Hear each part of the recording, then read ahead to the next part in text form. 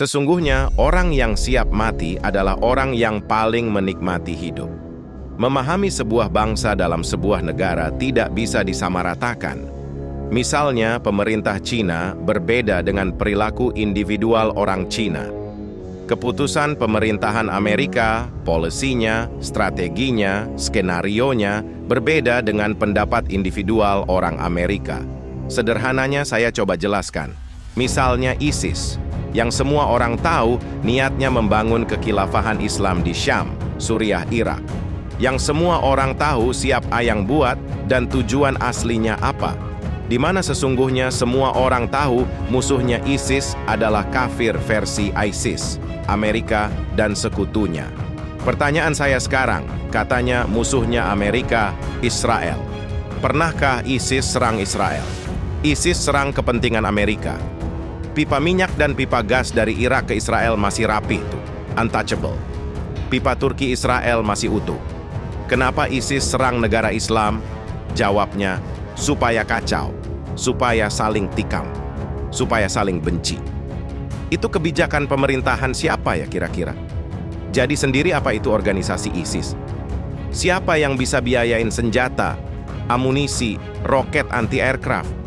Coba cek, merek senjata mereka apa? Pindad? Ya enggak lah. Terlepas dari pemerintahan Amerika yang imperialis itu, masyarakat Amerika di Amerika sangat humanis, sangat peduli.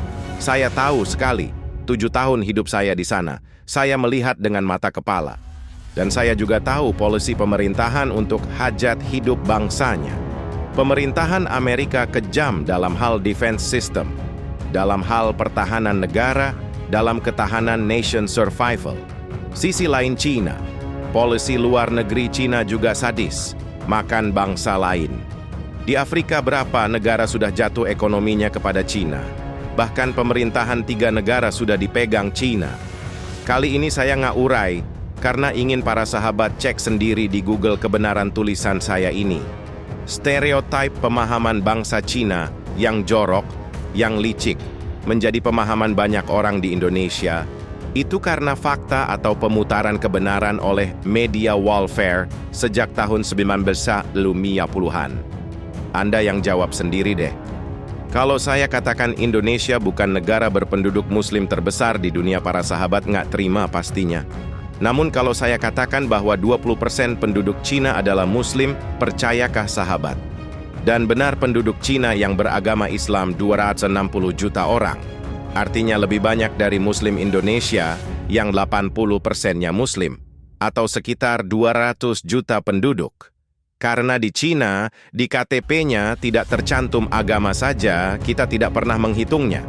Dan ketahuilah bahwa pemerintah Cina menerima syariah Islam di wilayah mayoritas Islam Cina dengan tidak membatasi jumlah anak seperti warga negara lainnya di Chongqing.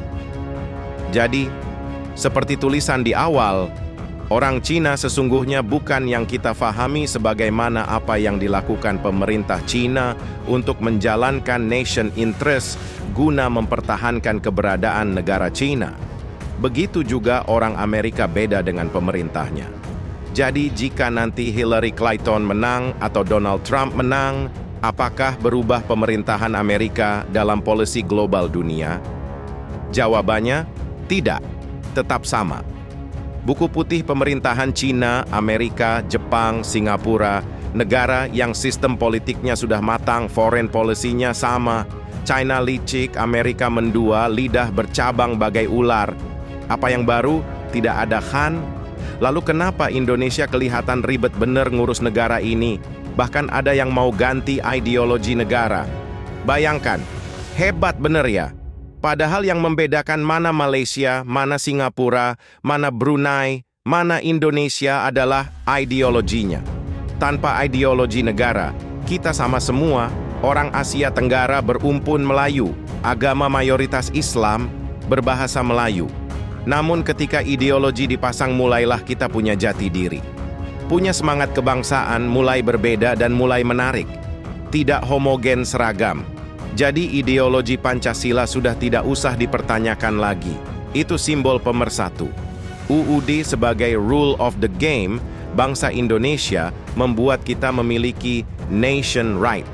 tanpa undang-undang dasar kita diinjek negara lain. Nah, yang mau saya tuliskan adalah, jangan kita terkecoh oleh kebijakan luar negeri sebuah bangsa dan menganggap orang dari negara tersebut sama. Pemerintah Cina yang licik membuat kita menganggap bangsa Cina licik.